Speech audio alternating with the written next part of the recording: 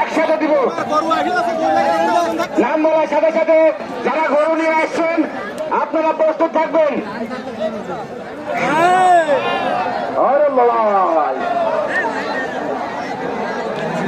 আপনাদের সেই কাঙ্ক্ষিত লড়াই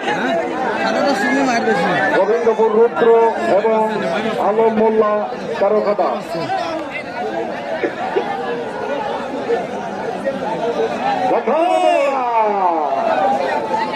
লড়াই কাকে বলে?